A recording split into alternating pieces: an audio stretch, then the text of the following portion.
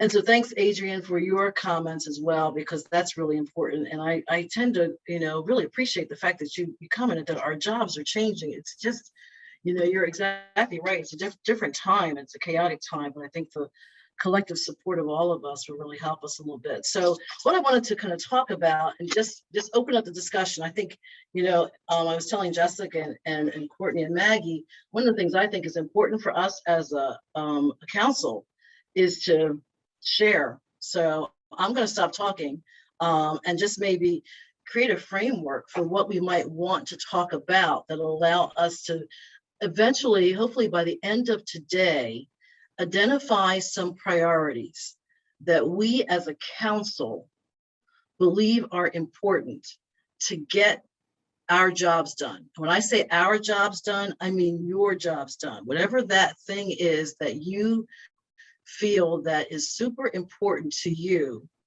to do what you need to do or to do what you've been charged to do, and you're not sure how to get ACOM involved or whether or not your need is something that we as a council can help you with. And so to Jessica's credit, knowing Courtney and Maggie's when they were discussing yesterday, we thought having some real objectives would be great because discussions are awesome.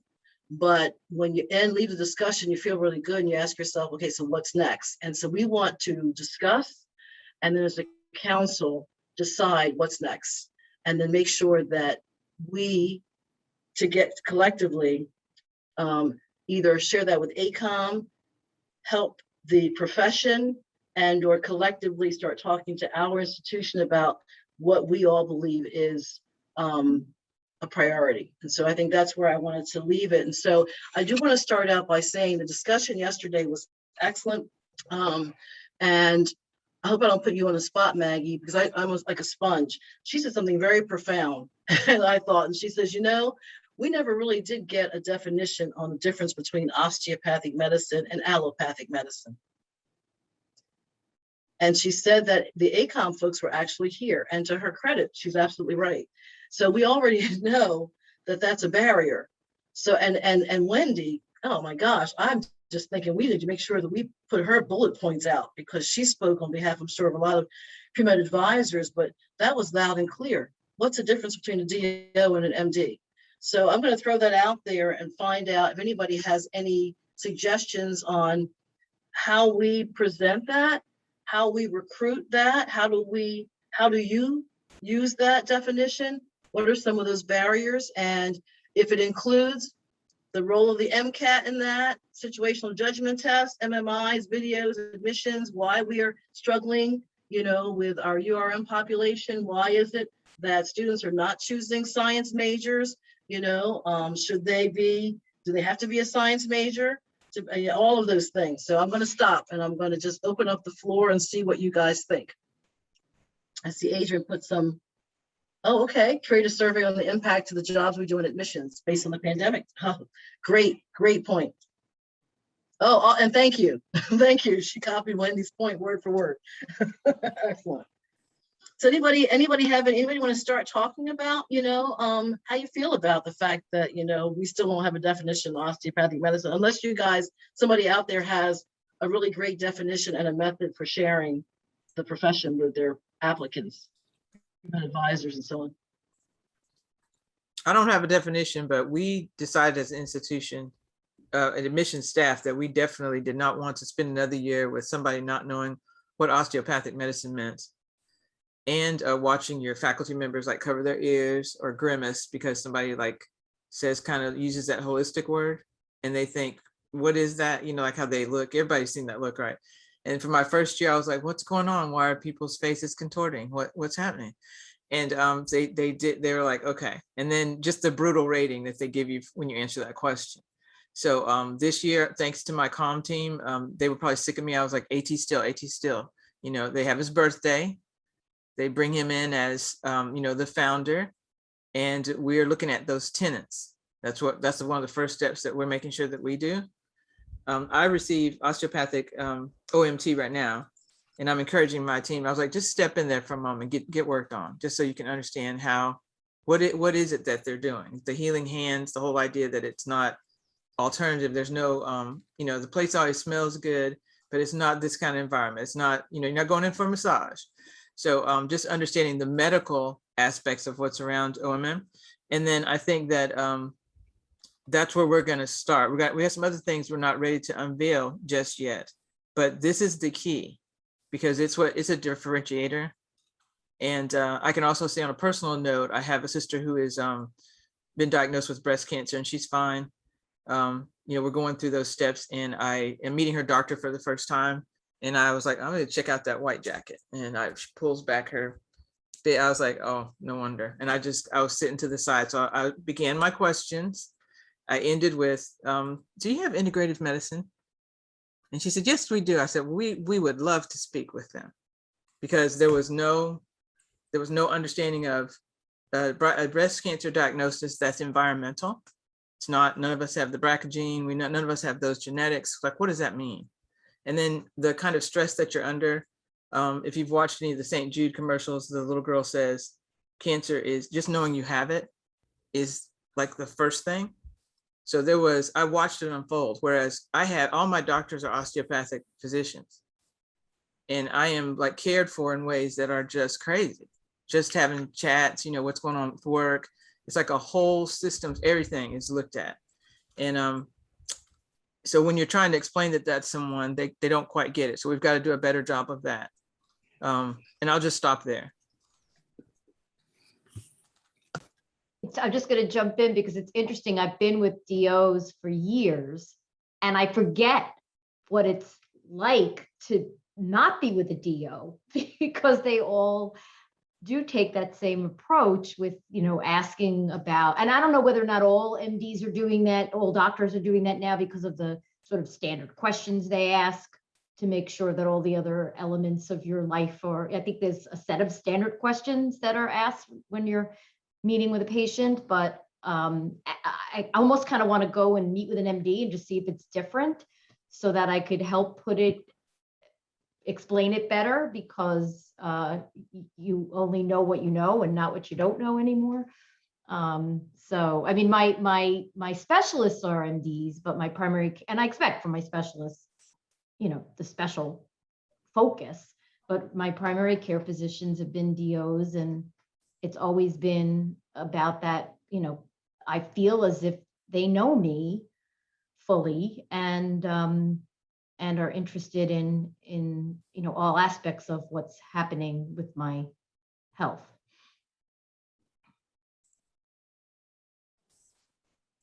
I'll just chime in. At PCOM, we have a slide on our presentation that we give to prospective students that kind of highlights the similarities and the distinctions. It's like, where are they? How are they the same and how are they different? And I think that's helpful, and I can certainly share that with our friends here and see if anyone has similar types of visuals for the prospective student. I think the other thing that we try to focus on too is it's not just about a treatment tool, OMM specifically. It's a diagnostic tool too, and that gets lost in the sauce. I was kind of taking a page out of Adrian's book. When I first started at PCOM 100 years ago, I went to the OMM lab too, just to get an idea of like what it is. And I was treated by, I think it was Dr. Allison actually, and I actually had a story to tell prospective students, which is cool. And so I would share that it was nothing massive, but it was like, I went in and I wanted to see what it was like. So I had this thing going on and I explained what the thing was and what I thought it was, and then what Dr. Allison determined what it actually was, which was completely different. It was like a knee thing affecting a back thing instead of being a back thing. And I thought that was amazing. And I was able to describe that to students or applicants, when I chatted with them. So I think, all of us having the experience is important. Having the language is important. And I think, we're kind of missing the mark here. And it's great to have a discussion, but shouldn't ACOM be telling us what to say? Shouldn't we have marketing tools that come from them? So I know that the marketing team is, probably got all kinds of cool visuals that maybe we're just not tapping into enough. And maybe things have been refreshed recently and we're not aware of it. So I don't know if anybody from ACOM wants to share what we might not know is available to us. There are definitely some resources that are available now, but we are actually in the process of going through a complete like refresh and studying or researching how we need to be talking about it. And that is probably going to roll out sometime early next year or early spring. So I agree with you guys. I kind of have been struggling with the same thing, and I work at ACOM. So I'm going to be really excited once that project is completed and we have more tools to roll out to you. Right now, there's stuff on the ChooseDO website, but that'll probably be updated or changing in the coming months. You know, I think. Oh, sorry. Go ahead, No, Linda. go I'm ahead. sorry. Okay, well, you know, one of the things that I always am amazed by is you ask a student if they know the difference between the DO and the MD, and they'll say, yeah, y'all do that holistic approach to medicine, right? And I'll say, yeah, we do. Now, what does that mean to you? And then they're like a deer in headlights because they have no idea what that means to them. And I guess I was taught when I was at UAB, we were involved in a lot of grants and contracts. And I used to have my PI say, Linda, if you can't get up and talk about your project in 3 main ways, just give them 3 main points because you've got 10 minutes to do this, and explain it to them so that they understand it, then that means you don't understand it.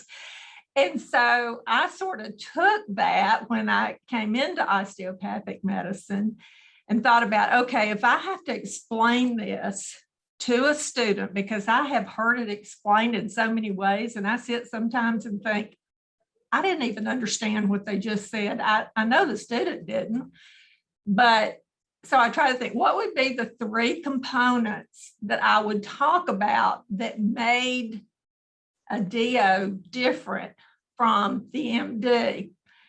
And I started out with that holistic approach, but holistic means a range of things to me. It means that patient-centered care. It means good communication. It means understanding what social determinants of health, what kind of impact they have, what role prevention and health maintenance play in, or health promotion plays in a patient's care. So I sort of group all of those things as the beginning of holistic in terms of osteopathic medicine.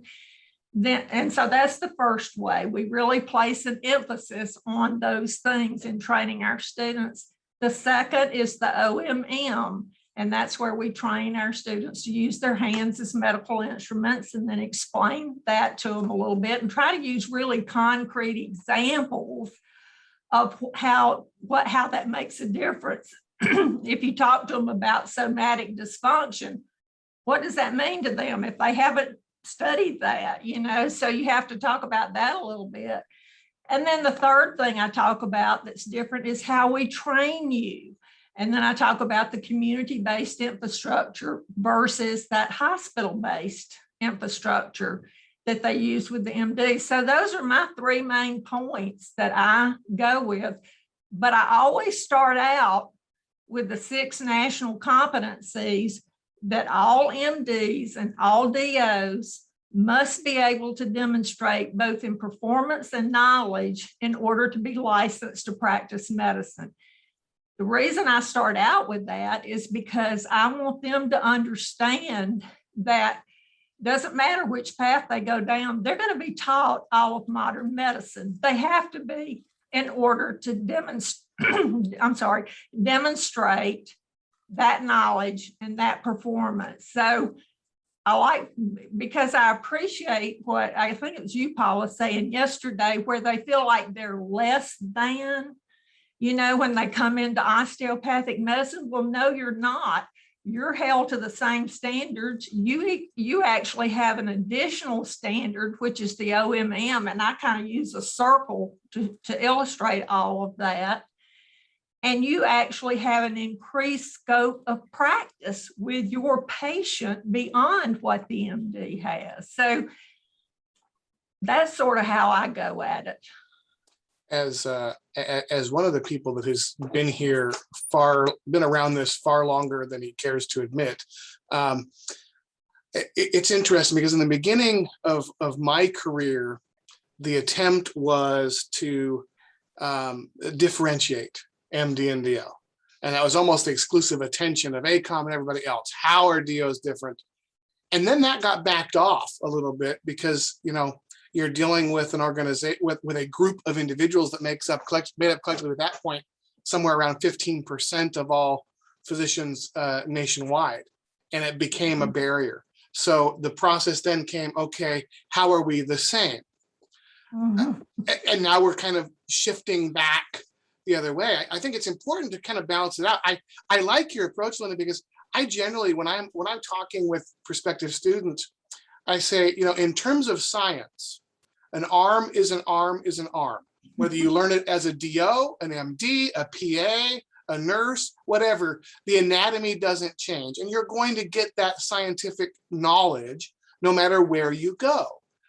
The difference is in how that information is presented and what you do on top of that knowledge. So you're going to have, and it's an old cliche, but it is still true. Your DOs have some extra tools in their toolbox. If they don't want to, they don't have to leap directly to pharmaceuticals. They don't have to leap directly to surgery. They have other things they can do to try and treat a patient.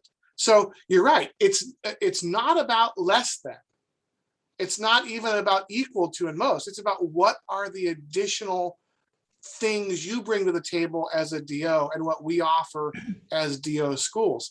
You know, I think if there's anybody on this in this meeting that hasn't already done so, have a conversation with your OMM chair, have a conversation with your staff DOs, and I think grill them. You know, say, hey, look, if you have a prospective student that comes to you and says, why should I choose DO over MD? What are your top 3 reasons? Go. And then write down what they tell you. If they can't come up with those reasons, quickly move on to somebody else. Because, you know, we all know on the spectrum, there's hardcore DOs on the left. I'm using left just as a general, not as a political statement. Hardcore DOs on the right, and somewhere in the middle third is where most meet. We want to find those DOs that are emphatic but not crazy about their commitment to the profession. So they don't come off as nut jobs, but they come out as passionate. This is what I do. This is why I went to DO school, hopefully.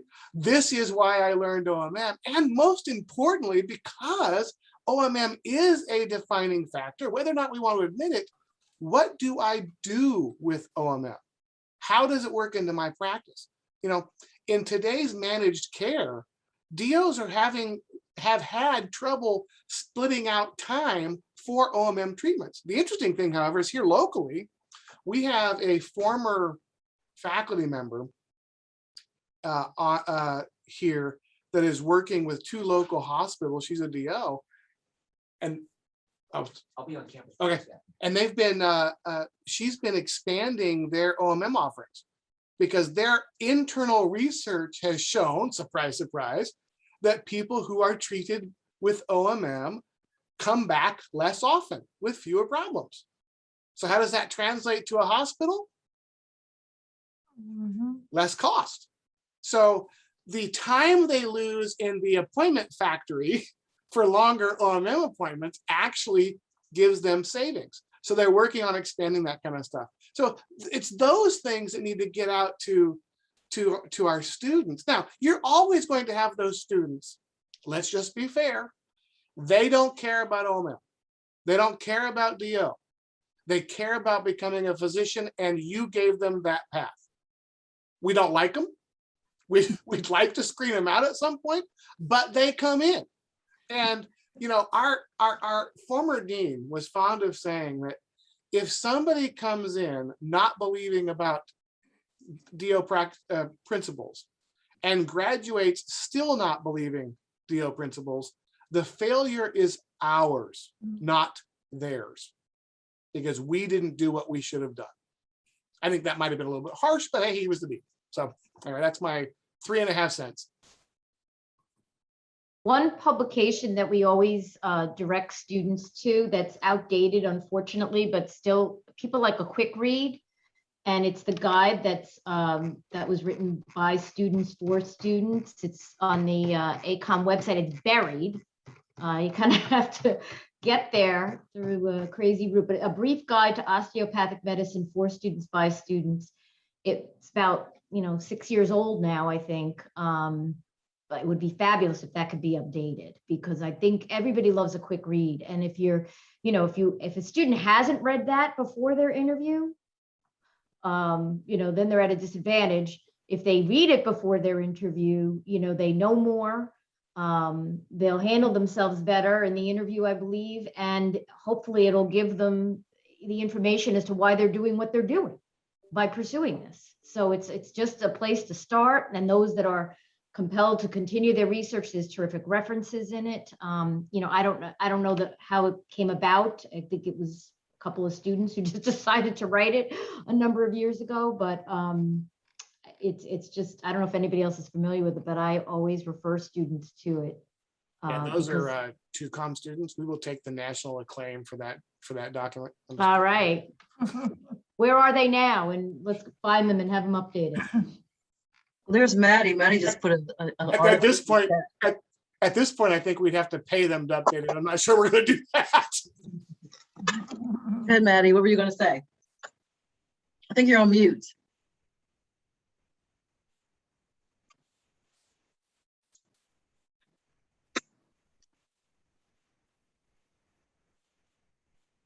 Maddie, that's the best you've ever sounded.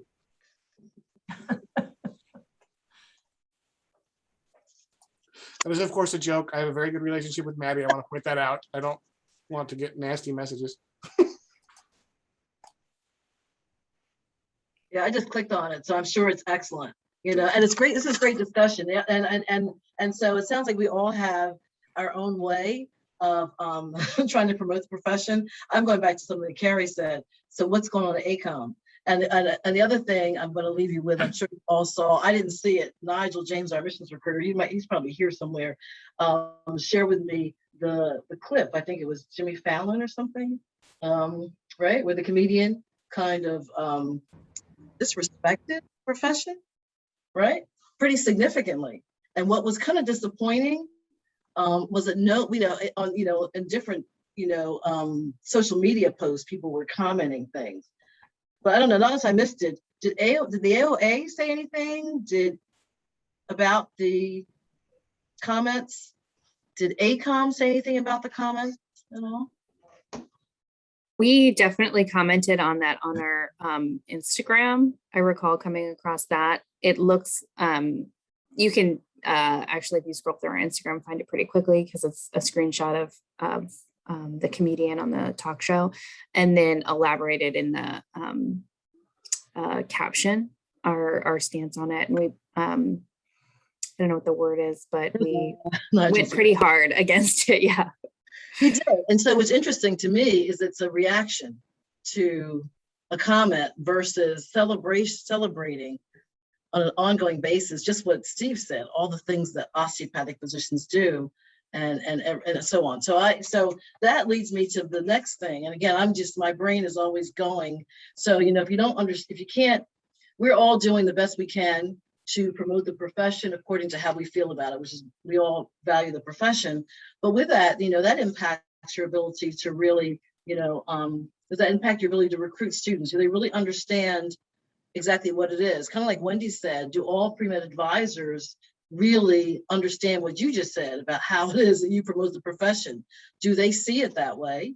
And if they do, great. But I got the impression from what Wendy shared that it's possible that there's some either ambiguity or some lack of understanding of the difference, and maybe there's still a mindset that osteopathic physicians are lesser. I said that primarily because an osteopathic physician pointed out that it's a minority profession in the realm of health professions and medicine, because there are less DOs, even though the profession is amazing.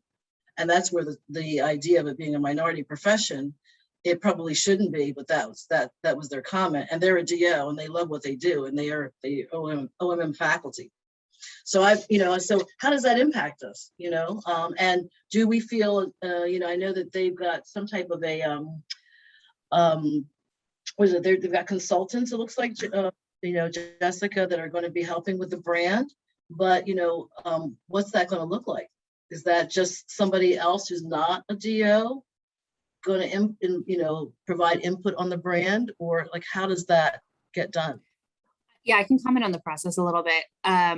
It is an outside marketing consulting firm that's coming in, but I think that they are really closely working with Dr. Kane and the board to get approval on what the final results will look like. So I can confidently say that whatever the final product is will probably be a good representation of how some leaders in our field feel about the profession, and also take a decent approach at bridging the gap between how some of the older practitioners talk about the profession versus what younger people who are, come from a different generation, the language that would appeal to them. So same message, but maybe take a different approach on how we talk about it. And I think that the branding refresh is pretty comprehensive, and I can set something up with to have marketing come in and talk about it. I'm not the best person to go into depth about it, but I think it's going to include a lot of different aspects. So not just look and feel or anything like that, but a lot of different language about the values of the profession and the people that practice osteopathic medicine. That's great. If there's a way that they can give us or some insight into, what it might look like, so we have some idea, their plans and how it might be the profession utilizing some of that new branding, that would be great. Yeah, and that's actually not a bad time to do this because they just started previewing the direction that they're going with internal staff. So we're not at showing this to outsiders phase yet, but we're probably about to get there once everybody gets approval internally. So let me talk to marketing communications, and we can maybe do, a quick webinar, or I'm not really sure what the structure would be, but you guys can definitely get some insight into where we're going with this. Awesome. Can I ask a question? I'm sorry. Just a question about, we talk about OMM, which is a primary feature and a primary difference in the DO training and approach to medicine. And I've often wondered, you always say one of the tenets is the body, mind, and spirit. We talk a lot about the body. Can anybody tell me what we say about the mind and the spirit?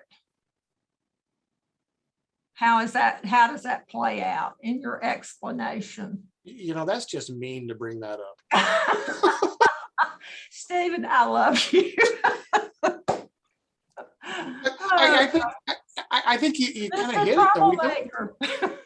We don't have, we don't have a central definition. And I get some of that is because you don't want to offend other professions. You don't want to make it seem like we're better than you, and this is why. And so you don't use words like better than. You use words like, oh, this is the extra stuff we do, or the different stuff we do. I think it's tough. I don't have an answer for you on that one. I will say that in our campus we do have a program called WARM. And for the life of me, I'm having trouble remembering what the acronym stands for. But in essence, it's that type of stuff where it's outside of the classroom attention to students. So it's an offering of a bunch of different things. I usually do it. I think it's twice a month.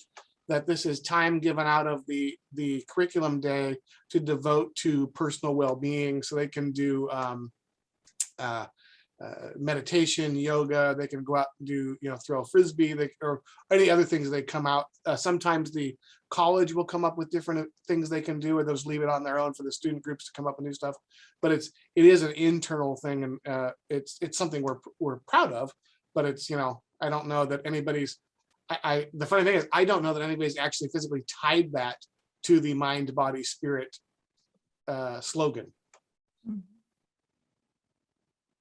Well, and it's interesting too that with that piece of it, I mean, we have, and I think all the schools have really started to focus on, given the statistics of issues with addiction, with suicide, and that we're all focusing on the mental health of our students, and you know how that, what role that should play both in their training and in how they take care of their patients. And I think that's an interesting piece. I will say that I never try to approach, when I'm talking to students about the DO, I never try to approach it as a better than, because these are colleagues that work together in equal surroundings with, I think they've got some equal responsibilities. Again, those 6 national competencies that I talked about, but I do try to talk about they have the ability to increase their scope of practice with a patient that your MD is not going to have, but in a way that's not trying to make anybody feel like they're better than or less than or whatever. Yeah, excellent. All good points. So I guess there are a couple of things that came up and we were talking to talk about in the breakout. But I guess you know, it's interesting that you mentioned that, Linda, because you know, one of the breakouts was going to be the role of the MCAT and holistic admissions. But I guess the other question would be, how is, you know, do you utilize any of that, like mind, body, spirit, you know, resilience? What are those qualifiers that you might use in holistic admissions? I'm a state institution, so although we're representing an osteopathic profession, we don't necessarily talk specifically about, you know, the spirit realm, you know, unless it's kind of in context with everything else, you know. But there was some great discussion yesterday about, you know, the MCAT and, you know, looking at students and all. And I don't know if anybody has felt this, but do you feel any pushing and pulling from your leadership about, you know, what constitutes a qualified applicant these days? How do you decide on that? How do you decide, are you getting any pushback with regard to the GPAs and MCAT scores of students who typically don't meet your criteria? Or have you found yourself maybe having your committee being a little less restrictive when it comes to looking at candidates based on COVID? How has that impacted your admission? You know, how are your students doing, you know, performance? And if anybody is willing to share, once students get admitted, what kind of support do you offer?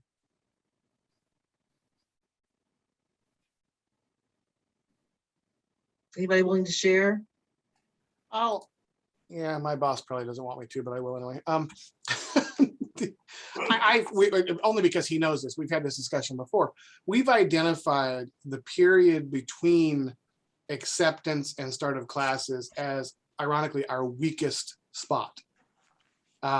We try to do things. We've done more we did more this last cycle than we did in the past, but it remains stubbornly that tough spot where, especially with the COVID craziness, how you help them feel connected, how you know, it's I am of the opinion that you know, if you can help a student feel connected, they're likely to overlook minor things that might push them somewhere else. You know, medical school is expensive. We all know that. And I'll be completely honest. If the choice is between me and any public school for which that person qualifies, I'm not going to win that contest. There's just too the difference in tuition is just too great. Yeah. But other than that, between private schools, we're all pretty close. And so that feeling of connection is really what we're trying to do. And so we've done what we call a campfire series. These are once a month Zoom sessions. We just have our students come on. There's a brief little blurb from somebody, and then they do some type of an activity that's designed as an icebreaker or some type of other friendship fostering thing. We had some pretty good attendance at that. We're just looking at different things to do to drive that connection because we can't bring them to campus. We just can't. I'm not sure if that answered your question or not, but that's what I said. Yeah, no, that's excellent. Yeah, and Adrian's putting some stuff in the chat, and so she's pushing for a learning resource center. We actually have a center for teaching and learning. We're increasing our class size, but the question is that everyone's asking is the support that they give enough? You know, because we're seeing that students need emotional support, they need mental health support, they need help with the transition, and then the idea of starting medical schools is already daunting. And so, you know, what else can we do to provide them with, you know, support they need that would enhance their academic abilities as they get into medical school? Because it's just, COVID has just impacted, you know, everything. And so I wasn't sure if that's, you know, because we're still using holistic review. And so there's a question about whether or not, you know, the metric makes a difference, you know. So it used to be holistic review was a big deal. Now that students are struggling, you know, with in some ways, you know, do we need to enhance the metrics in order to, you know, ensure their success, but that might impact the diversity and so on and so forth. So I'm just curious as to whether or not anybody, you know, anybody's experiencing that. Do you think it's just COVID, or do you think this is, you know, that student wellness and student success is going to be impacted just based on the fact that we're in a pandemic and things are kind of chaotic, and it's going to take us a while to get out of this? Yeah, I'll just comment real quick, and hey, good afternoon, everybody. You know, med school is hard enough, but then you throw a pandemic on top of it, and it just exacerbates the stress and angst that, you know, students most likely will feel. You know, we've realized that, and even actually before the pandemic, you know, we've ratcheted up our mental health counseling resources to where we have embedded counselors specific for the medical school, leveraging some resources at Newer State School too, like Paula. And so we leverage some of the resources at the university, but some of those resources don't extend out to our branch campuses. So we've leveraged third-party services, but we've ratcheted up and made a pretty significant cost investment for embedded counselors for our students. And then in addition, we've always had a really robust learning services team. And so we have assistant directors for learning services, one on our Cleveland campus, one on our Dublin campus, and then two on our Athens campus, because it has a larger N of students. And I can tell you, they are so busy. Matter of fact, I've got a meeting tomorrow talking about, you know, the potential to add a fifth learning services person, because the demands of medical education, as we know, they're all great. And I think that, you know, students are feeling more stressed now than probably ever before. And I you know, when I go to lobby for more money for like mental health services and support, I've been really successful, because I said, you know, like we all know, student success is our success. If a student's not going to be successful and they're going to turn out to be an attrition rate, then that's not good on a myriad of different fronts. You know, it's not healthy for the institution, it's not healthy for the student, not in that order. And so you've got to invest in the resources and support to put your students in the best position for success. But you know, it's confounding. We talk about, like you were saying, Paula, you know, well, then do we look at trying to admit students with greater metrics? You know, is that the answer? At the expense of what? At the expense of diversity and creating a more dynamic class? I don't think we want to do that. And you know, the other thing, and for those who wear their student affairs hat too, you know, it's always so fun when you can say, congratulations, you're accepted to medical school. And then it's a real drag when, you know, you wear that student affairs hat and say, I'm sorry, you're being dismissed. And so I've seen students that, and it's confounding. We talked about this yesterday a little bit with looking at metrics and, you know, the middle third MCATs and people's success. You know, I've seen people come in with metrics that would make one a little nervous, that you would want to do some proactive outreach, you know, as soon as they hit the door, if not beforehand. And then they go on and light up level, you know, they light up COMLEX and, you know, match, no problem, make it through the curriculum just fine. I've seen students too that are on the other end that, you know, they're sporting a 3.6 science and they're, you know, they've got a 5.08 or something, or a 5.10, which is certainly respectable. and they're finding themselves in academic straits. And it's like, how, this is so confounding, you know, and I think somebody kind of mentioned, you know, don't paint with a broad brush because that one student with a 495 failed when there's, you know, 7 495s over here that were successful. And so you look at data, you try and drill down on it and say, where is the theme? Where is the magic answer? And it's like, hell, there isn't one. It's confounding. And so that's why, you know, and Adriana, thanks for all your comments. Oh my gosh, I was in the back just going like that, like crazy, because we have a heck of a charge. We all know that. I'm preaching to the choir.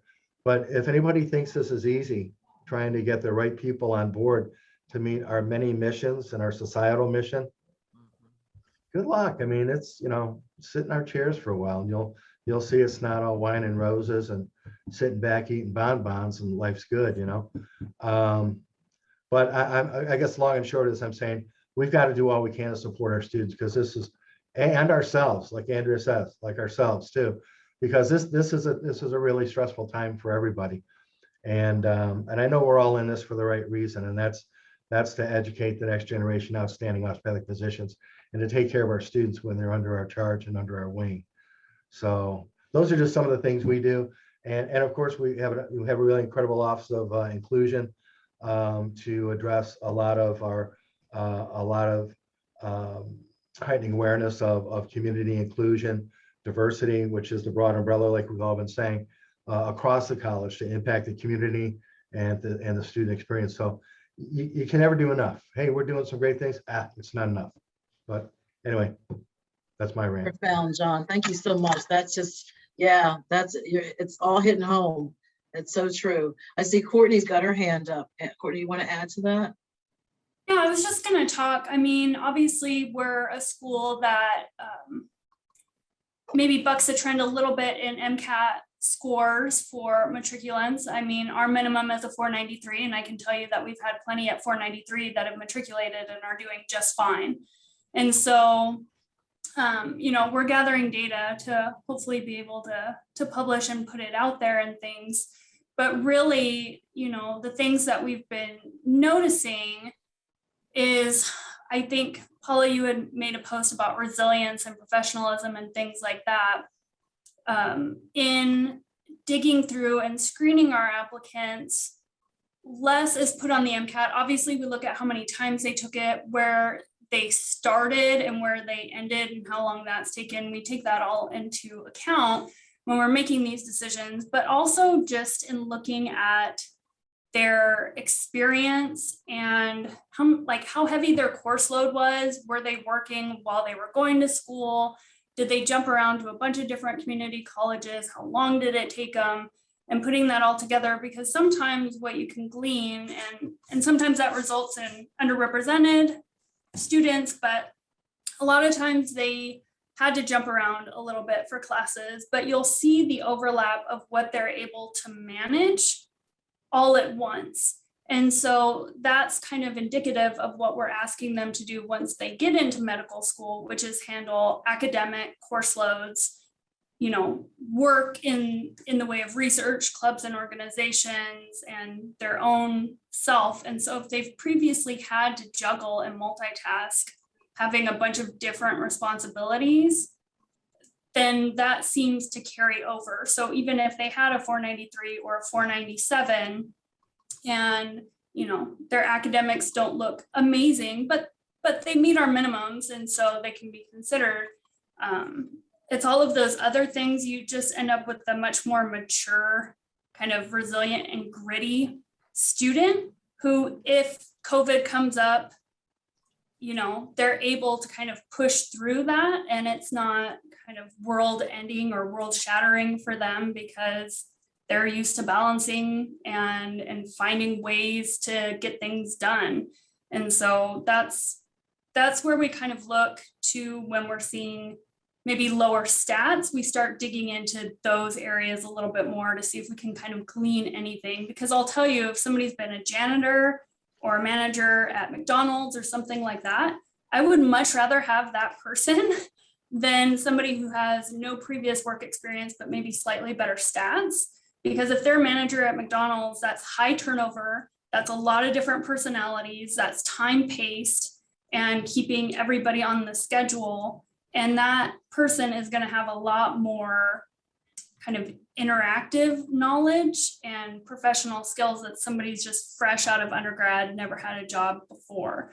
So that's kind of how we navigate when we're looking at somebody potentially with lower scores, and we start pulling to see how prepared they could be, and if it's just maybe a standardized test thing, or they only took it once and that was their starting score, and things like that. So that's how we try to balance. Or if they talk about being really passionate about one type of, this drove me to medicine, this event, or somebody in my family having this disease, but if there's nothing in their experience where there was any action taken to, fundraise, research, nothing, then, that's not a very active passion. So that's kind of how we balance and how we look for all of that type of stuff, but specifically with lower scores, but also with the people that are in the high score range, because like they were saying, I mean, there's no one thing, but sometimes the higher scorers tend to have more professionalism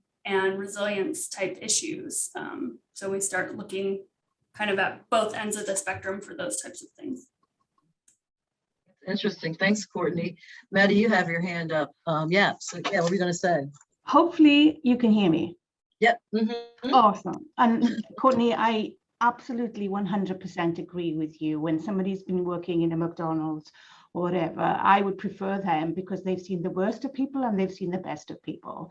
And then being able to handle the way that you handle that situation with the best and the worst helps you in being successful. But I wanted to go back about, talking about support and help and how do we get through. And I think we'll never, as a new institution, it's going to be hard to move away from those matrix, right? They hate to, all our faculty only want to have 5 10s and above in the class, and it's not going to happen because it's just not what we are used to as a new institution. But I think to help these students, and I've tried to shift the focus a little bit in that we have to create a culture of care.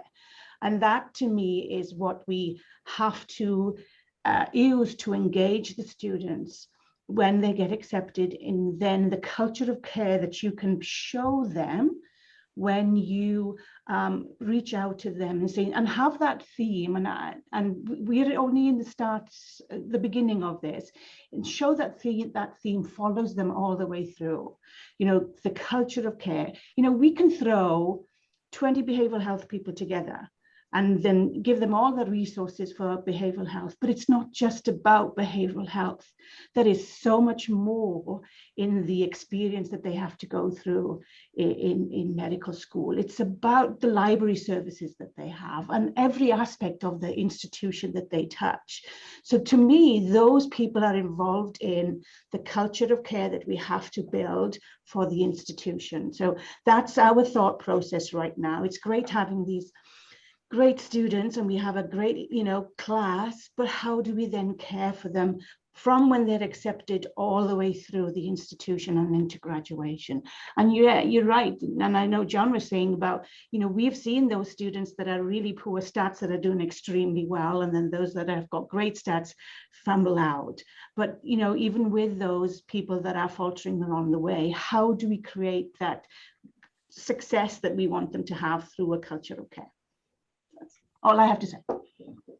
Maddie, that was awesome. So profound. Thank you so much. Craig, it's good to see you. Does hand raise. How are you? So good to see you as well, Paul. And this is great to see everyone else as well. And Maddie just was very eloquent in her words. And I was going to talk a little bit about care, taking care of the students. And I'll just add this. One thing we do, and you've heard Adrian touch on it so much, is, and it really starts with the committee as well, is right, having those conversations with your committee over and over and over again, reminders, right? Setting the tone at the beginning of the cycle. Here are the expectations. This is how we will assess each and every applicant consistently and the things that we will look for. I think setting that tone and providing those reminders are certainly key. One thing I do as well is, and I've been with my committee for 5 years now, and so they're veterans. I remind them of students who were similarly situated in terms of which ones we're looking at that particular time. Same type of student. Remember, they got through the program, they're being successful. Why are we making a different turn or making a different decision now about another student that looks very similar to this one? So those reminders are important. The data is important as well, right? Bringing that data to the table. That's what faculty members want to see. So then once they've moved on, they're matriculated, they're starting classes, we make sure that they have mentors. You guys are doing all of that as well, right? Mentor mentees, right? You're doing that. Our faculty also mentor at least 7 students. That's another piece that we've added also, is they mentor at least 7 incoming students as well. So that's something just to consider. I think one thing that Adrian and I have talked about for other programs, and we may want to consider for our DO program, is a bridge program for the summer, identifying those students who may be at risk, possibly, right? And having them be a part of some type of bridge program for the summer to get them acclimated, right? So they won't feel overwhelmed once they step through the door starting in August. Last piece I'll add, Paula, just to go back to your first question that you asked, we were talking about being able to differentiate between DO and MD, right? What's interesting about what we run into in the South as an osteopathic medical school here is before we get to DO versus MD, we have to explain DO initially. It's foreign to a lot of applicants in the South. Then we have to contend with DO versus chiropractor. So that's number 2. We've got to be able to debunk that, right? And then the third one is DO versus MD. So it's regional as well. So whatever the messaging is, whatever we decide as a group collectively, whatever ACOM gives us, it has to be regional. And in my opinion, in its most simplest form, simplest words, make it very simple for the students to understand. So it's good seeing everyone. Thank you so much, Paula. Awesome. Wow. Wow. Outstanding. Yeah. Great, great suggestions. So you have somebody says, yeah, Adrian says you bring them, if you bring them, you have to take care of them. It's so true. You know, and it's getting harder and harder. And yet folks are looking at, you know, the process and who you bring in, and, you know, and you're right. The stronger students are not necessarily going to be your successful students, and they're not necessarily going to promote the osteopathic profession, that philosophy. So for sure. Okay, awesome. Oh, Lyman's got his hand raised. Sure. Thanks, Paula. I just wanted to echo all of my colleagues here, especially Craig's really excellent suggestions here about the different kinds of resources that really can and should be leveraged in terms of navigating that transitional period from future student doctor to current student doctor. And in this discussion, I'm thinking back to when I interviewed for my position at MSU, and the second question I asked was, to what extent is your administration and your faculty trying to solve medical education problems with admissions solutions? And I want to encourage all of us to push back when necessary on what our role is in solving some of these issues. Certainly we have a role to play, but the role of an admissions office is different and it's highly circumscribed. We're here to recruit talent. We are here to help to be that early part of the funnel, but medical education is complex and we are not responsible for those medical education outcomes. You know, oftentimes I think the students that we bring in are very high potential individuals that maybe learn some bad habits, maybe unlearn some of their skills from faculty. You know, I see so much poor executive function among medical students, and I know they weren't like that when we admitted them. They had to learn it from the faculty that they were working with. So I think that there's a role for us to play here too, in terms of pushing back on what exactly we can do, not just around, you know, are these metrics okay? Are these metrics not okay? Are these experiences good? Are they preparatory? I think we can assess talent pretty readily. And I think our committees, I mean, I'm blessed anyway with a great committee, but I think there's a role to play here for medical education just more generally in terms of understanding what's unique, what the unique challenges are, and, you know, the limited way in which admissions can support that.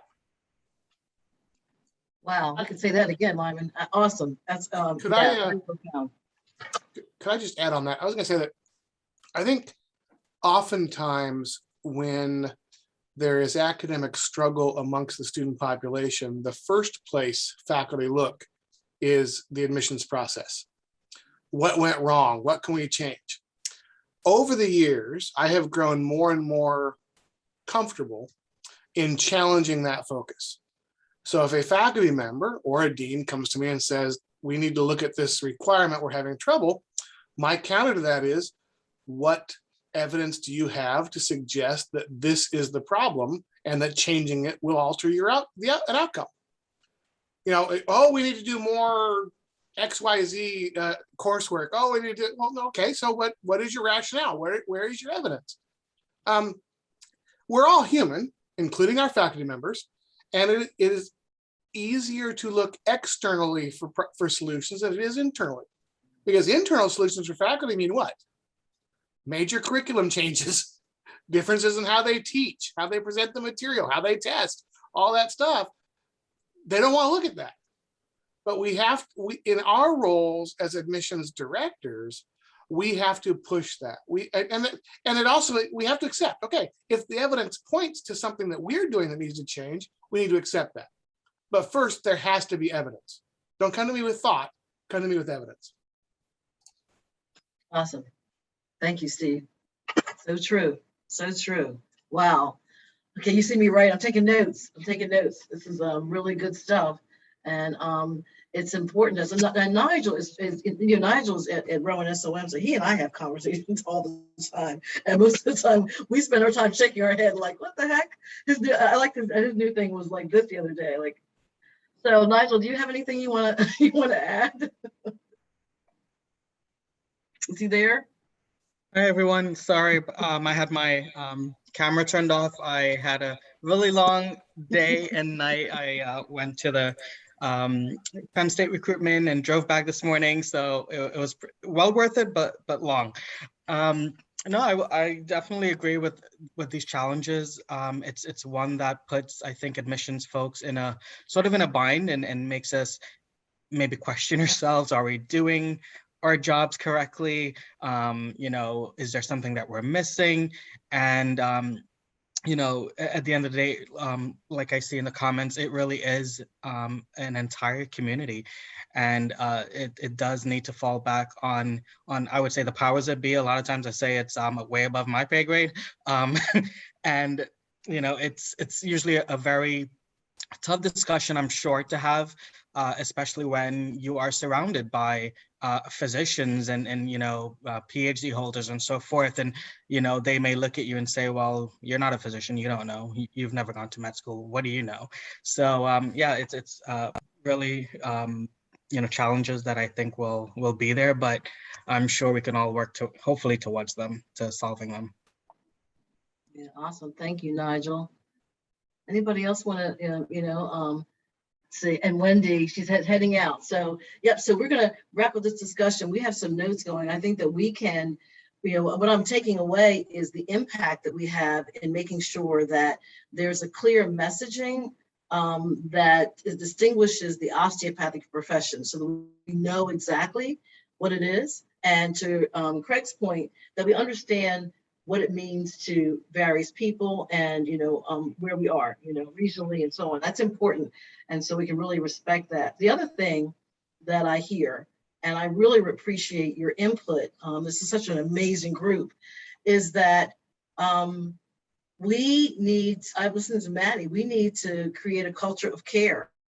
It starts obviously with the admissions team, but based on what everyone's saying, that the institution is responsible for supporting students straight through to get them to graduate. And that's in everything. And so I appreciate the 4 faculty mentors. I mean, you guys are doing amazing things. And then maybe we need to help our institution put those pieces together so that we can more effectively create the culture that we're talking about, so that our students do get through the profession, they graduate, and they go on to practice great medicine. And that might even create a more cohesive community of osteopathic physicians, because we are all, you know, our intentions are very similar, you know, and sometimes when we're all grappling because we don't really know the definition, and we give a definition based on our experience, which is awesome, but our experiences are very different and they're varied. And so depending upon who you talk to, they may have a different perspective. So we can get our association to create something, and then we can come alongside and say, yes, that's right, because, and we begin to share our experiences, we might have a more cohesive message to our applicants.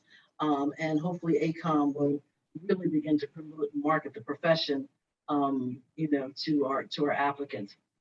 It says here, Maddie has her hand raised, so we'll take Maddie. Then we had one other thing that we want to be at 3:30.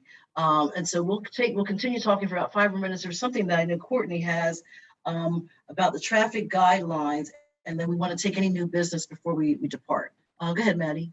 Oh, it's fine.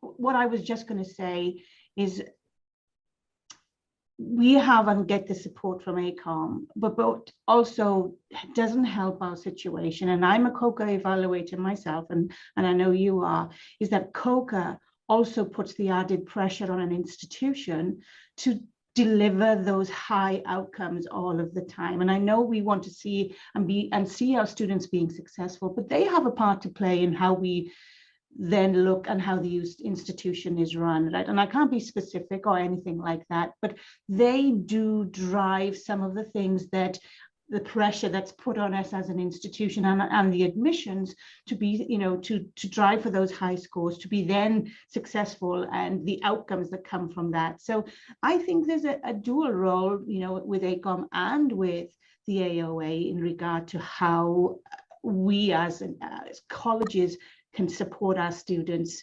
It's fine saying, hey, have you got this, this, and this, but that it's more than that. And they're creating a culture where it's very specific and very defined, when I think the institution is not like that. And it's not black and white. And I think COCA drives us to that. And then those things drive how we then do our admissions. And so I think there's something to be said about looking at AOA and COCA as well.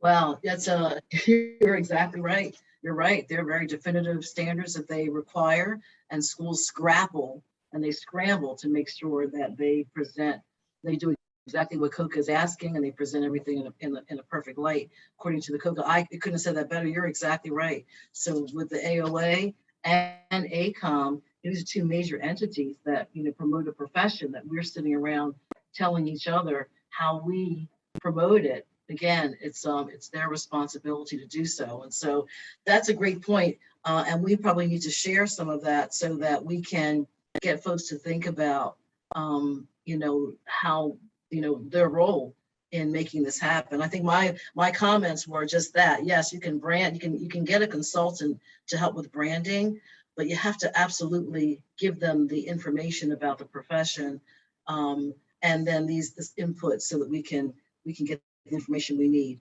So with that said, there is one last thing I do want to, we're at 3:33. This has been great. And so, and we're recording this, and Courtney's amazing. She'll get notes out, because I'm big on, let's not drop this, okay, what's next? And I'm probably, I heard Steve say one time, yeah, you know me. Yeah, I think they know me too. And so I'm one of those that will continue to push the apple cart and ask the question, hey, didn't we have a discussion? I don't remember hearing any outcomes yet. So let's talk about those. The last thing that I thought that I know Courtney has is something about traffic guidelines related to the visibility of matriculated students. And Courtney, I think this came up before. As a matter of fact, as Courtney was describing it, I remember hearing about this a few years back, but her comments will take all of us. And so Courtney, do you want to talk about the traffic guidelines related to the visibility of matriculated students? Sure, this was something that I just had a question on and put into the suggestion category. I think maybe some of us are affected by it. So when I was looking at AAMC with their acceptances and their timeline and things, they have it very clearly defined.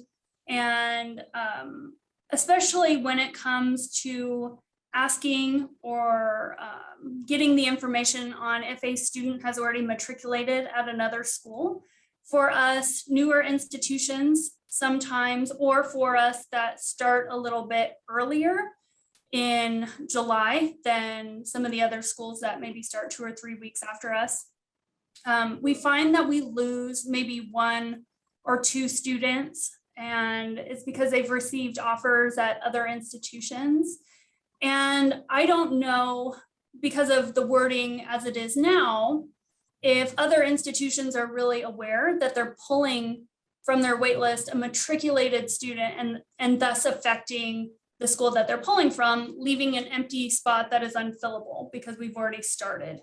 And so I was wondering if people would be open, or if there could be discussion about some way to kind of make either the status of matriculated visible at some point or something like that. That absolutely doesn't mean that the other school would be barred from making an offer if they still wanted to offer to that specific candidate. But I know personally, if I have 100 people left on my wait list, I see somebody's matriculated, I can move on to the next candidate, knowing that I would be pulling and affecting another cohort at another institution at that point, since everybody's already started.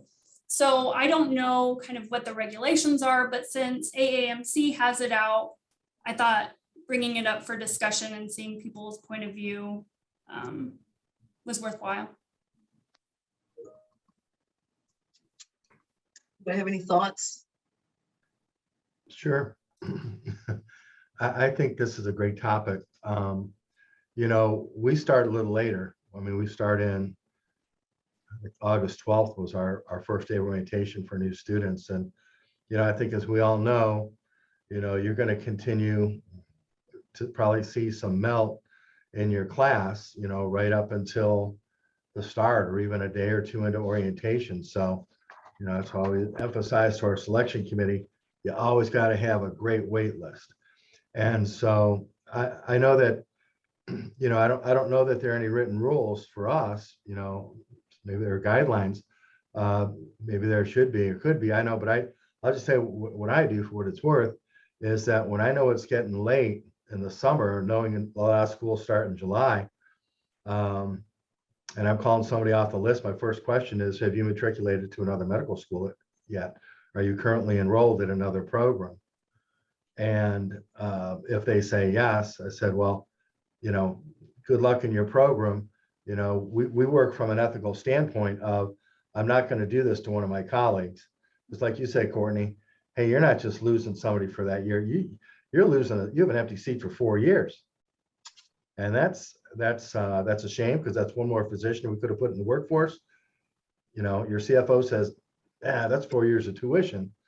And so however perspective you take, that's brutal. And I've been here for a while. I guess I've seen it. It's happened to me a number of times from a number of allopathic brethren in the state of Ohio. And when we started earlier, and there's nothing that makes you more angry, and not a whole lot you can do about it other than, you know, curse them under your breath. But I think it's a topic that bears discussion. So I'm going to express an opposing, well, not opposing. I don't oppose, John. I didn't take your student, Steve. I just want to say that. In part of my process, if I'm aware that somebody has been accepted in another program and I'm making an offer, I will try and convince them to stay with the school they've already taken a seat at. Yep. Especially if they've already started. Yep. But I view my role at that point not as a gatekeeper for the profession or a gatekeeper for other schools. My role is to make sure that my class is full. And, you know, unfortunately, we don't all start at the same time. So, you know, typically we're a little bit later in the cycle than many other programs. I don't know. I also see it as problematic because timing wise, yes, some schools will always start earlier than others. So we're not going to get on the same page there. But who am I to tell an applicant, hey, you can't come here, even though this might have been your top choice school, all your family's here, all your support networks here, because you've started somewhere else. That has to be their choice. And I think that I think it's certainly a good discussion. I think that there has to be a balance between us just deciding, no, we're not going to make that offer, and giving the opportunity to the student who may have valid reasons as to why they would prefer my school over yours or your school over mine, depending on when those offers come up. I'm always leery with these types of discussions, because on the surface, yes, they sound very good. And it puts me in the jerky light of being counter here. But I think there's potential problems that come up with just a blanket policy that says if somebody's already attending or started a week ago, they can't withdraw and come to your program. I think that's problematic. Your point and counterpoint is always appreciated, Steve. And but you're right. I mean, comes down to it, what are we responsible for? Yeah. Having a full class and cheeks in the seats, as I say. And if you don't have those that target number of cheeks in the seats, then you're on the hot seat. And that's again, it comes back to we have a tough charge. Can I ask a question? Sure. So I agree with both Steve and John, so thanks for those points. And our school, because we start in July, has been the victim of that. Probably it's not every year, but it's more often than, of course, I don't ever want it to happen. But anyway, when we have a class size, let's see, for instance, KCOM is 168 this year. There's a margin in there of 8% of, we can accept up to 8% more students. And is that kind of the reason why that is? It's because those students will go other places. So one of the things say, I hate when it's done, but the other thing is saying, well, we kind of count for it in our class size. Is that true or not? I'm asking. I think it's true. I think it's true. That's the reason. One of the reasons was for the 8% was to do with loss of students, but also loss during the year, right? With regard to attrition, people not being successful in medical school. That 8% was to cover that. Okay, that's true. I did think that. You're right. I can also provide some insight into that because our Eric, our director of research, did a little bit of study on that 8% too. And schools matriculate exactly 8% over their class size year over year, almost across the board. So they, schools are routinely hitting that 8% cap in matriculation. Yeah. Let's be honest. It's revenue. So if you tell me I can take 135 students, I'm going to take 135 students, and I'm going to get fired if I don't have 135 students or severely reprimanded, because that's money in the bank for the people above us. Exactly. And you're exactly right. Yep. Yeah. And that's where the issue resides, right? Because we all come together and as a group, and I want to be honest, I get absolutely pissed off every time I lose somebody after we're done interviewing. It's a pain in the rear. It is, because then you have to go to the wait list. You have to make the phone calls, make all this stuff. I'm not going to say beg, but we all know part of that is the process. When you're getting in there, nobody likes doing it, but it is the job. It is the process that we have to follow. Now, all that said, if the deans got together tomorrow and said, as a policy, we will not offer somebody a seat if they've already matriculated at another school, then I would follow that, because that's a policy. I have no choice. That would trump my my loyalty to my school, because that also would get me fired. So, but it has to be a policy. It has to be agreed upon by all deans, because if it isn't, then it's just the good people, that's the wrong way to say it. Some people follow it, some people don't, and it just creates more of a problem. Yeah, good points. We actually lost a student to Cooper, which is our MD counterpart. And it was orientation, it was like Wednesday. And so this is when Linda Boyd was the senior associate dean, and I called her because they said, hey, Paul, and the student didn't show up. And then I'm trying to figure out how I found out, but I found that they went to Cooper. So, we were like, hey, you're poaching students from us. And as a result now, and they're great, as a result now, what we do, because they start after us, we literally give them the roster of our matriculants, and anyone that's on their wait list, they remove, so that doesn't happen. And so when we were UMD and J, we did that because, you know, we were part of a system with 2 medical schools, and literally that would happen. Robert Wood and NJMS started after we did, and actually a parent and one of the students, one of our students went to RWJ to, you know, because they came off the wait list, and the admissions folks said, hey, wait a minute, you're on this list that they sent us. You can't, and it got to be a big deal between the deans, but he could not leave. And the dean really didn't want him at SOM because they knew that he didn't want to be there. But so that's what we've done in the past, and it's worked. So this year actually, you know, gave the list, they have it, and we had no issue whatsoever. But you know, so I get it, and we're always over the, you know, we're at the 8% literally. So we take 216, God forbid 217, because I'll be with Steve. You know, I'm out, right? So that's how it works. But it's definitely a revenue, you know, thing. Can I weigh in? And this might help kind of shape the conversation a little bit. I think one, it's helpful to clarify exactly what information the AAMC provides on this topic to kind of corral the application process. And I think Courtney already shared the link to the AAMC traffic. Theirs are called protocols. They're similar to ours, non-binding recommendations on how students and admissions officers can should behave throughout the application cycle. And the relevant point is number 9 on that link. It says making an offer of admission to an applicant who is already matriculated at another school could result in the other school having an unfilled slot in its class. Each school is encouraged to take reasonable measures, including asking applicants under consideration whether they have already matriculated at another medical school, and carefully consider that information when deciding whether to make an offer to an applicant.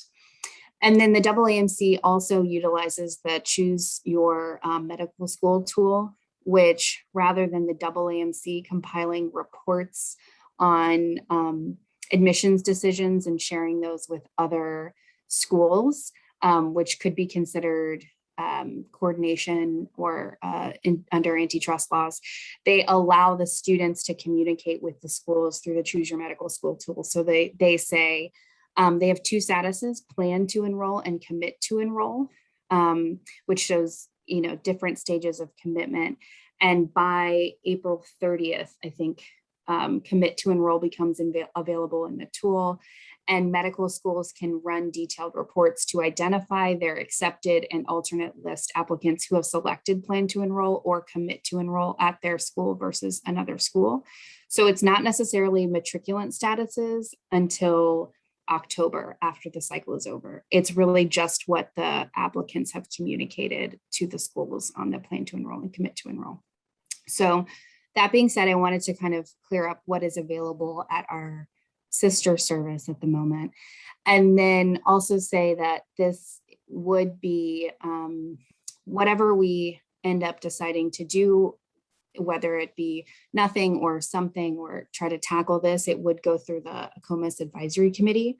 So I think it would be helpful for us to kind of get a sense of the impact of the problem on your admissions processes. So if you guys are amenable, I'd like to send out an anonymous survey after this where somebody from each school can let us know how frequently this really happens on their campus so that we understand really the scope of the issue.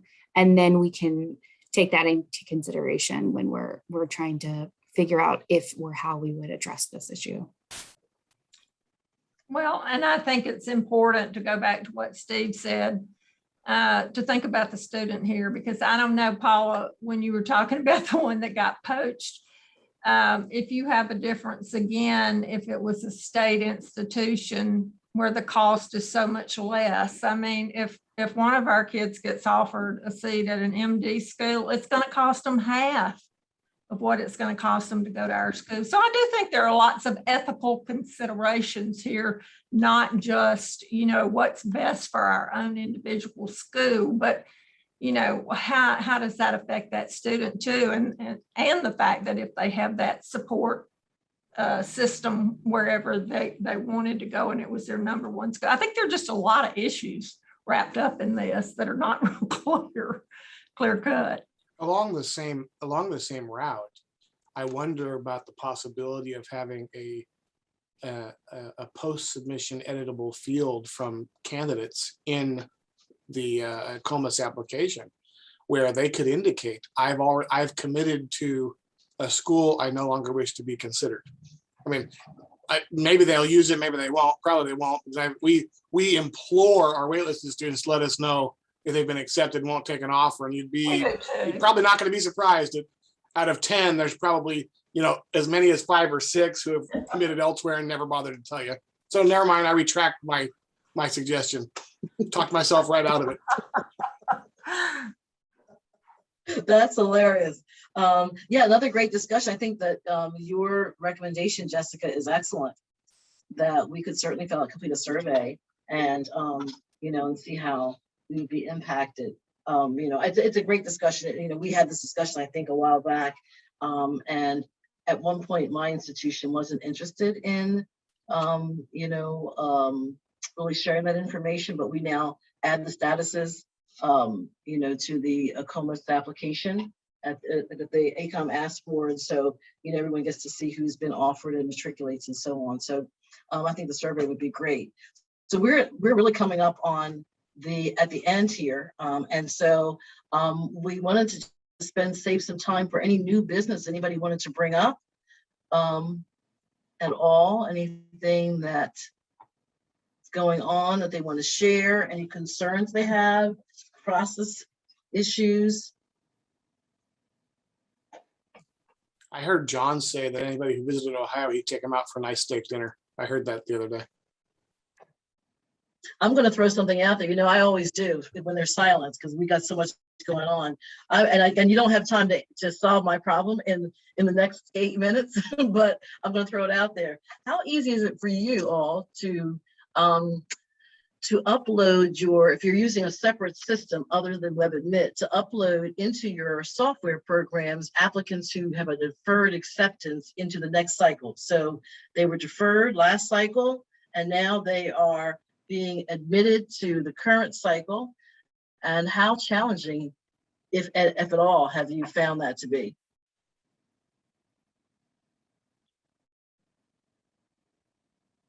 You must be the only ones, Nigel. I don't upload, so you're on your own on that one. Paula, I guess I could chime in. So at MSU, we use AMP from Zap Solutions, and for deferrals, it's not a really extremely easy process. It's a little bit ticky-tack, it's a little bit cumbersome, but it works okay. So do I. So Lyman, do you mind if I reach out to you? Oh, definitely. I'd be happy to commiserate about AMP anytime. Yeah, we are AMP users, and we just purchased the SaaS enhancement, and we're struggling to bring the applications and the decision from the last cycle into this current cycle. All we want to do is offer them an acceptance and move on, but AMP can't do that for us. No, it can't. I'd be happy to touch base and walk you through all the different, sort of options and the way we've solved some of those problems. Awesome. Oh my gosh, fantastic. So Paula, just a question, because I'm not familiar with the process, but wouldn't you be able to put them in as deferrals in WebAdmit? And then when they come across, put them in as accepts in the current class and then have them just go in that way? So technically, yes. The only problem with that is they came in as a brand new applicant and so we didn't really want that. We wanted to be able to, we want the notes and all to come over into the new cycle. They did come over in the transfer settings, but we've been able to get AMP to kind of copy them in a PDF format and allow us to, make the decisions going forward. But that's not happening this year. So it's possible it's just not going to happen. But got it. Would you guys be interested? I see in the chat that Courtney suggested you guys start a support group, which I think is hilarious, but we could actually start a users group. I could post a sign up in communities, and people, depending on what kind of, I know AMP users are dying to connect with one another. But if there are other providers like Slate or anything like that, where you guys want to get together periodically or have your own email list, Jane, we can kind of facilitate that process. Yes, please. Okay, we'll do that. That's great. Yes, yes. Yeah, and I see DACA too. I see Adrian says, Paula, can we add DACA? So yes, that's yeah, another, go ahead, Adrian. So yeah, when I see Thomas said the same thing, yes, can we add that to, the application and Yeah. Well, we're looking just for how schools are managing everything. And at this point, we've decided not to use that term, and they're grouped under international students, which can be really frustrating. It's frustrating for us as well. But the focus has been on trying to be like less emotional about the situation and more clinical in the approach. But what can we do to get the information out to them sooner? And then there's so many issues. Is doing a lot of research on all of the, not just DO, but all the other healthcare programs that we have to see, are there any additional residency requirements later on down the line, and pushing that up front so that the student is aware. So really right now, we're just gathering data just to get an understanding, and then to see how that's different from an international student kind of going through the university, and then getting an understanding of the university's position, because that's really the key. If the university says, and the leadership is not on board, we have to have an understanding when we're talking to the students really right away to let them know what their options are, particularly when you're talking about like someone going through biomed, and we have a very strict commitment to the residency that comes being a U.S. citizen. You gotta put like a stopgap right there in the DO, biomed to DO transition, and be very clear with them. Yes, you could do this, but you may not be able to do this. And then just learning again. We were doing more research, and for example, in pharmacy, you need to have a sponsor. Well, that's like way on down the line, right? So you're not out here searching. We're not pimping our students looking for help on the side. You got to know. And like I said, if you bring them, you got to take care of them. So there's a lot of learning, and we're talking about maybe only 2% of the population. But even if you offer that 2 to 3% of the population, you got to make sure you just close those gaps. It's not the, I think of Our Lady in finance that does escrow. It's not her job to be sitting across the table with them, and they're tearful about their journey, and she's not taking care of all that retention stuff. It's just a lot. So just having yes, Stephen, I had to say it. I'm just following your lead. I'm just being straight up, because you don't want that to happen, but just to see what everybody else is doing. And so if you group them in under the international students, it's a different kind of thing. CBIS pretty much has us on lockdown, so we know what we have to do there. But for our doc students, it's a little bit different. So that's been one area where we're definitely trying to do more. And then I was going to throw out one more, if you don't mind, criminal background checks. And I've had to rescind some decisions, and people thought we were playing. I had to say, oh, no, we're not playing at all. We're talking about future patients and clients, and not only the institution's reputation, but where were you when you read through our information? We're just not clear. And so we're trying to get the information out there to them a lot earlier. Like, thank you for disclosing, but we still have the right later on, if we find any adverse information or you underreport a felony or misdemeanor, to withdraw your offer of admission or to rescind the decision. So I'm just waiting on the ultimate beat down of my language from legal before I can send that as an attachment. So I'm trying to respond, but I want to also have information from the rest of the team, like, up front, how we deal with students and talk to them about it. That's excellent. A great point. Let's go. We can talk about that for sure. I think it's hard with the criminal background checks now, just because of the ban the box movement and how some states are not required.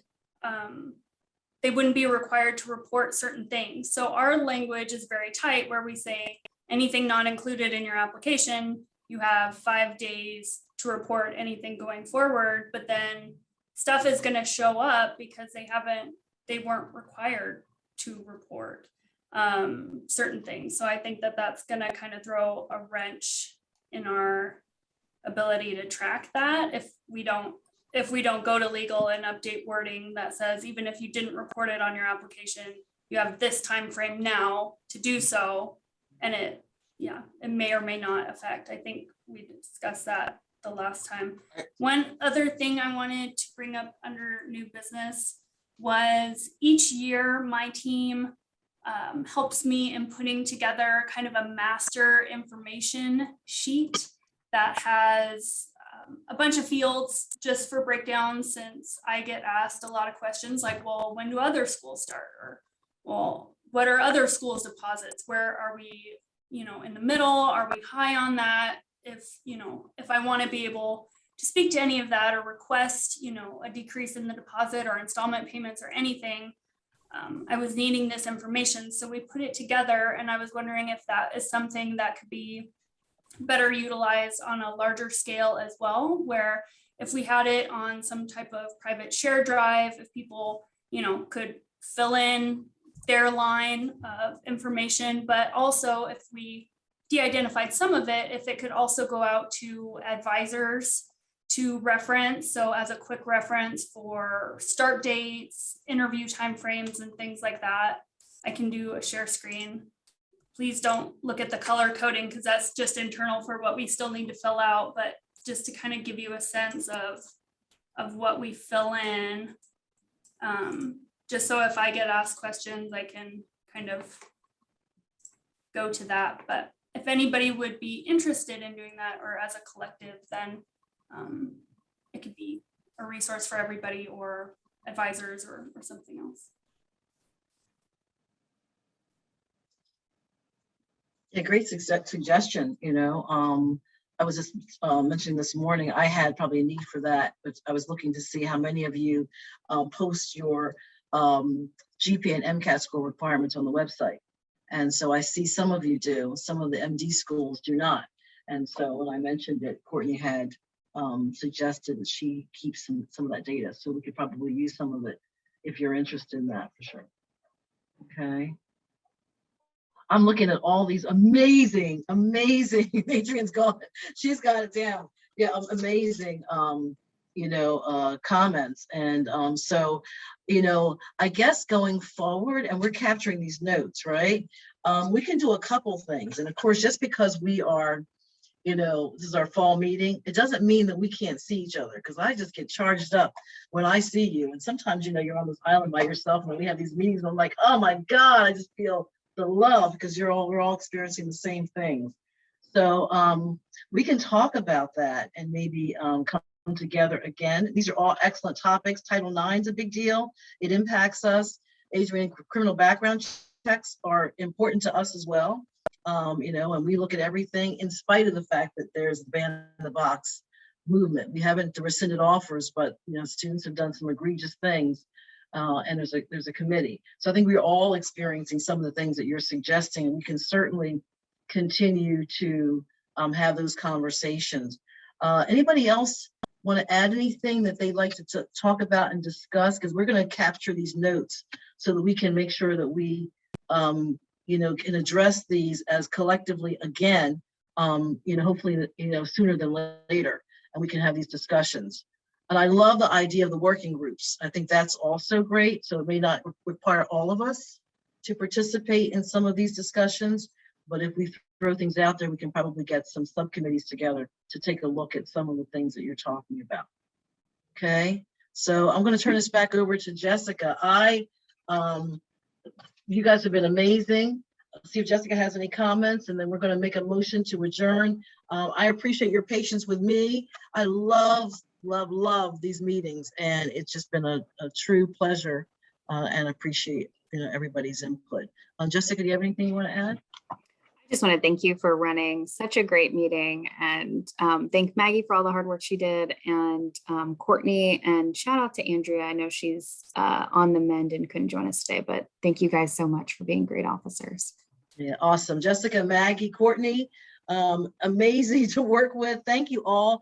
Enjoy the rest of your day. Believe me, we're capturing this. And I told you, I'm like, I'm going to be nibbling at ACOM and everybody else to see if we can get some answers to our questions and share our great suggestions. So take care, everybody, and enjoy your day.